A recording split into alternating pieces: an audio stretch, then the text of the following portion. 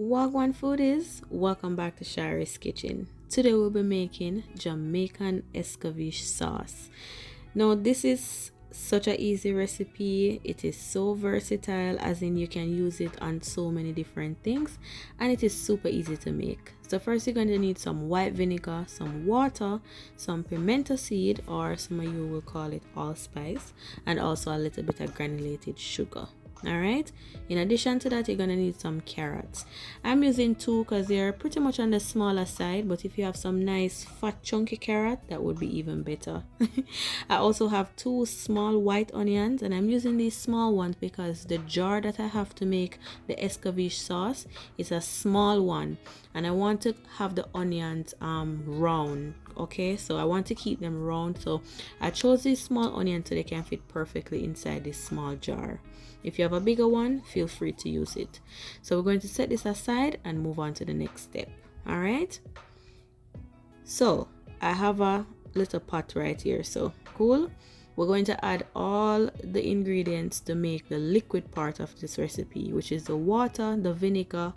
We're also going to add the sugar and a pinch of salt that I didn't remember to add here.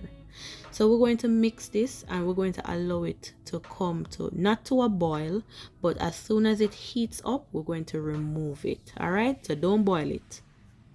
Okay, so while that's happening, we're going to prepare the other ingredients. So a part of this recipe is the attractiveness of using different colors in a clear jar. And you don't necessarily have to have a mason jar. You can use a recycled glass jar that you have. Okay, that's totally fine. So bring out all your knife skills because you want them to look presentable through the glass.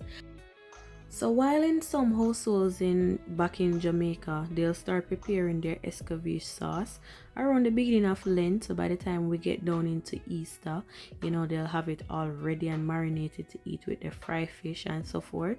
There's actually some household that always have a container of escabeche sauce.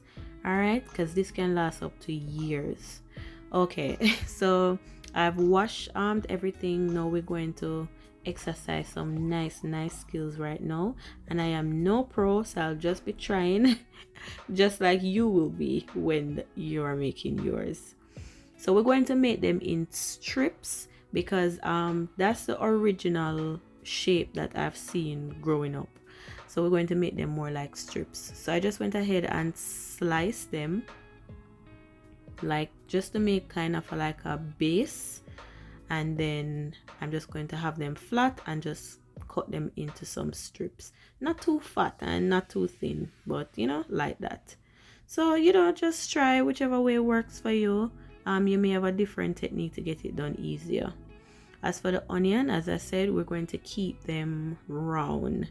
We don't want to break the circle, so you just take your time, and then we're going to open them up before we arrange them in the jar. All right, you see that? Doesn't that look pretty? Yes, and you can see the colors coming along together nicely already. We also have our pepper that, of course, you can't miss out the pepper that we'll be adding later on. And so I ended up using like 1.5, because as I said, I'm using a small jar, so I didn't need all that much. So for the pepper now, traditionally, it's Scotch Bonnet Pepper that we would use in the Caribbean. But sometimes when you relocate, you're not so fortunate to always get your Scotch Bonnet. So to tell you the truth, I don't even know the name of this pepper. It won't look like Scotch Bonnet, but it's not. But hey, it will do the job. So again, it would be nice if you get your peppers like in different colors. If you could get a red pepper, green, a yellow, that would be nice. I'm just using what's available. I did went and remove some of the excess seed, because if a lot of people don't like pepper in your household, you can just reduce some of the pepper by not adding all the seeds. Okay, so now we are arranging, and this part is fun, so just enjoy it. It's not that complicated, just have fun. And I'm doing just some layers. I add some onions, now some carrots, and I'm doing the pepper. I'm just going to do this until the container is filled, and you can actually stuff it Yeah, you can stuff it because once you add the warm liquid, you'll definitely get some wiggle room. So just go ahead and fill until you're at the top looking like this. So now I'm adding my warm liquid mixture and everything smells so good, guys. We can just imagine in a few days or a few weeks if it lasts that long. All right, so this is almost the end. The last ingredient that we're going to add are my pimento seeds or allspice, and you could even add them in between the layers. I just choose to add them at the end for no particular reason. So this is it, guys. This is it for my Jamaican Escoveitch sauce. I hope you enjoyed this pretty super duper easy recipe. Go ahead and try it. If you like the video, don't forget to give it a like, comment down below, and subscribe if you haven't already. I'll see you next time. Bye bye.